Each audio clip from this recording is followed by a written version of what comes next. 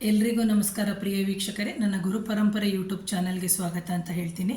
ಪ್ರಿಯ ವೀಕ್ಷಕರೇ, ಎಷ್ಟೋ ಜನ ಏನು ಮಾಡ್ತಾರೆ ಅಂದರೆ ಗಂಡನಿಗೆ ಗೊತ್ತಿಲ್ಲದೆ ಹೆಂಡತಿ ಸಾಲ ಮಾಡೋದು, ಹೆಂಡತಿಗೆ ಗೊತ್ತಿಲ್ಲದೆ ಗಂಡ ಸಾಲ ಮಾಡುವಂಥದ್ದು. ಯಾಕಂದರೆ ಈಗ ಪ್ರೆಸೆಂಟ್ ಕಂಡೀಷನಲ್ಲಿ ಎಲ್ಲರೂ ವರ್ಕಿಂಗ್ ವುಮೆನ್ಸ್ ಇರ್ತಾರೆ. ಹಾಗಾಗಿ ಅವರವ್ರದ್ದೇ ಆದಂತಹ ಕಮಿಟ್ಸ್ಮೆಂಟ್ಸ್ ಇರುತ್ತೆ, ಚೀಟಿ ಹಾಕ್ಬಿಟ್ಟಿರ್ತಾರೆ ಅಥವಾ ಏನೋ ಒಂದು ಸಾಲ ಅಂತ ತೊಗೊಂಡಿರ್ತಾರೆ.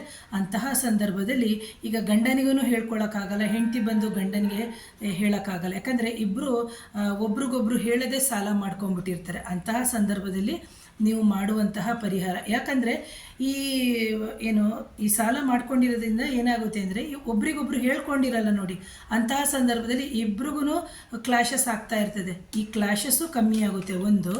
ಎರಡನೇದಾಗಿ ಋಣ ಬಾಧೆ ಅಂತ ನಾವೇನು ಹೇಳ್ತೀವಿ ಆ ಋಣನೂ ತೀರುತ್ತೆ. ಯಾಕಂದರೆ ಇಲ್ಲಿ ಗಂಡಸಿನ ಋಣ ಆಗಿರ್ಬೋದು ಅಥವಾ ಹೆಂಡತಿಯ ಋಣ ಆಗಿರ್ಬೋದು, ಒಬ್ಬರಿಗೆ ಗೊತ್ತಿಲ್ಲದೆ ಒಬ್ಬರು ಸಾಲ ಮಾಡುವಂಥದ್ದು ಒಂದು.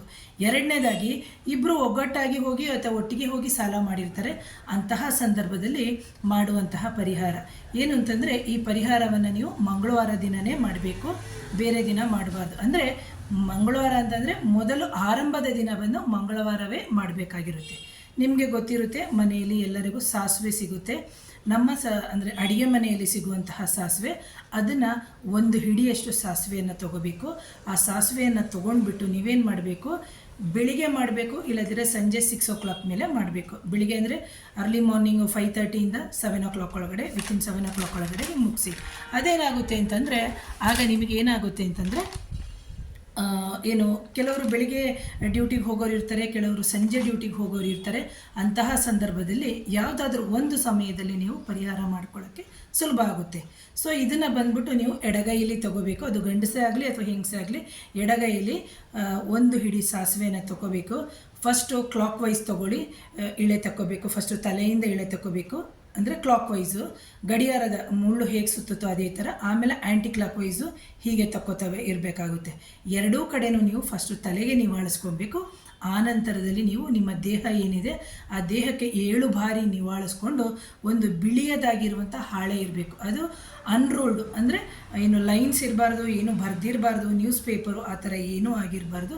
ಅದಕ್ಕೆ ತೆಗೆದು ನೀವು ಹಾಕಿಬಿಟ್ಟು ಏನು ಮಾಡಬೇಕು ಅಂತಂದರೆ 3 ಕೂಡೋ ದಾರಿ ಅಥವಾ 4 ಕೂಡೋ ದಾರಿ ಅಂತ ನಾವೇನು ಹೇಳ್ತೀವಿ ಅಂತಹ ರಸ್ತೆಗಳಿಗೆ ಹೋಗ್ಬಿಟ್ಟು ಆ ಸಾಸಿವೆ ಅಂತ ನಾನು ಏನು ಹೇಳಿದೆ ಆ ಸಾಸಿವೆಯನ್ನು ತೆಗೆದುಬಿಟ್ಟು, ಇದು ಬಂದು ಕಪ್ಪು ಸಾಸಿವೆಯಲ್ಲಿ ಮಾಡುವಂಥದ್ದು, ಬಿಳಿ ಸಾಸಿವೆ ಅಲ್ಲ.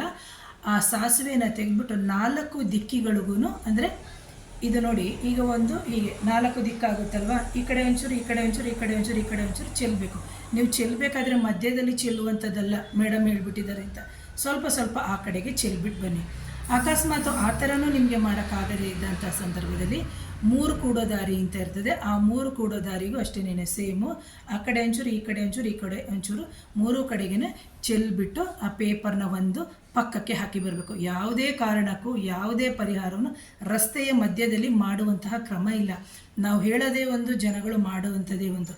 ಹಾಗಾಗಿ ಇದು ಋಣಬಾಧೆ ಅಥವಾ ಸಾಲಬಾಧೆ ಅಂತ ಏನೇನಿದೆ ಇದು ಅದಕ್ಕಾಗಿ ಮಾಡುವಂತಹ ಪರಿಹಾರ ಒಂದು. ಎರಡನೇದಾಗಿ ಇದನ್ನು ಮಾಡೋಕ್ಕೆ ಆಗದೇ ಇರುವಂತಹ ಸಂದರ್ಭದಲ್ಲಿ ನೀವೇನು ಮಾಡಬೇಕಾಗುತ್ತೆ ಅಂತಂದರೆ, ಸೇಮ್ ಒಂದು ಹಿಡಿ ಸಾಸಿವೆಯನ್ನು ತೊಗೋಬೇಕು, ಬಿಳಿ ಸಾಸಿವೆಯನ್ನು ತೊಗೋಬೇಕು, ₹1 ನಾಣ್ಯ ತೊಗೋಬೇಕು, ಅದ್ರ ಜೊತೆಗೆ ₹5 ನಾಣ್ಯ ಒಂದನ್ನು ತೊಗೋಬೇಕು. ಅದನ್ನು ನೀವೇನು ಮಾಡಬೇಕು, ಇದೇ ಥರನೇ ಎಳೆ ತೆಕ್ಕೋಬೇಕು. ಅಂದರೆ ಕ್ಲಾಕ್ ವೈಸ್ ಮತ್ತು ಆ್ಯಂಟಿ ಕ್ಲಾಕ್ ವೈಸು. ಫಸ್ಟು ತಲೆಗೆ ನಿವಾಳಿಸ್ಕೋಬೇಕು, ಆಮೇಲೆ ಮೈಯಿಂದ ಕಾಲಿಗೆ ನಿವಾಳಿಸ್ಕೋಬೇಕು. ನಿವಾಳಿಸ್ಕೊಂಡ ನಂತರ ನೀವು ಹೋಗಿ ಸ್ಮಶಾನ ಅಂತ ಏನಿರುತ್ತೆ, ನಮ್ಮ ಊರಿನ ಸ್ಮಶಾನ ಅಂತ ಇರುತ್ತೆ, ಆ ಸ್ಮಶಾನದ ಹತ್ರ ಹೋಗಿ ಆ ಪೇಪರ್ ಒಳಗಡೆ ಅದೆರಡನ್ನೂ ಹಾಕಿಬಿಟ್ಟು ಸಾಸಿವೆ ಮತ್ತು ನಾಣ್ಯ ಎರಡನ್ನೂ, ಅಂದರೆ ₹5 ₹1 ಅದನ್ನು ಹಾಕಿಬಿಟ್ಟು ಅದನ್ನು ನೀವು ಕಾಂಪೌಂಡಿಂದ ಎಸ್ದುಬಿಟ್ಟು ಬರಬೇಕು. ಒಳಗಡೆ ಹೋಗುವ ಅವಶ್ಯಕತೆ ಇಲ್ಲ.